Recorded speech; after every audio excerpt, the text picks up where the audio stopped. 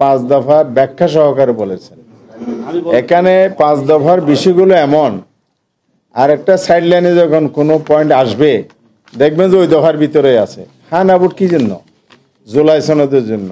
তো আমাদের 1 নম্বর দফা জুলাই সনদ। তো জুলাই সনদের আইনি ভিত্তির জন্য আদেশ জারি হয়েছে, আরো 3টা স্টেপ রয়ে গেছে। সেকেন্ড স্টেপে হবে গণভোট। তো গণভোটের পরে থার্ড স্টেপে যাবে সংসদ, এরপরে নির্বাচনের পরে যাবে সংসদ। সেখানে অ্যাকসেপ্ট হওয়ার ব্যাপার, সেখানে আলোচনার বিষয় নেই। তাহলে এখন গণভোটটা যদি আমরা হানা রেজাল্ট পর্যন্ত না যায়, তাহলে জুলাই সনদের যে আমাদের 5 দফার 1 নম্বর এই দাবি কিন্তু শেষ হলো না। এই জন্য আলাদা যুগ হয়েছে তা না, এটা অধীন দেয়ার এখানের ভিতরে ওইটা আছে। সেই কারণেই উনি ব্যাখ্যা পরিষ্কার বলেছেন, কোনো অস্পষ্টতা নেই। হানা ভোটটা হলো আমাদের একটা প্রচারণা, জনমত গঠনের পার্ট। কিসের পক্ষে? 1 নম্বর দাবির পক্ষে, জুলাই সনদের আইনি ভিত্তির পক্ষে। তার মানে দাবি 5টাই, ব্যাখ্যা বিশ্লেষণ পয়েন্ট এখানে যোগ হবে সেই অনুযায়ী। যেমন বলা হচ্ছে যে আইনি ভিত্তি গণহত্যার বিচার তো দৃশ্যমান হয়েছে একটা হলো, তো যে পরিমাণ অপরাধ হয়েছে এইটার তুলনায় এটা যথেষ্ট নয়। এই জন্য বিচার প্রক্রিয়া চালু আছে, আর আমাদের জনগণের প্রত্যাশা দাবিও আছে।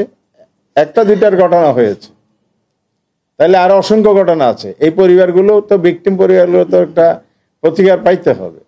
সব মিলে একটা দাবির ভিতরে অনেকগুলো বিষয় এখানে আছে, এটাই উনি বোঝাতে চেয়েছেন। না, এই বিষয়টি নিয়ে আমরা আজকের জন্য সুস্পষ্ট কোনো বক্তব্য দিচ্ছি না।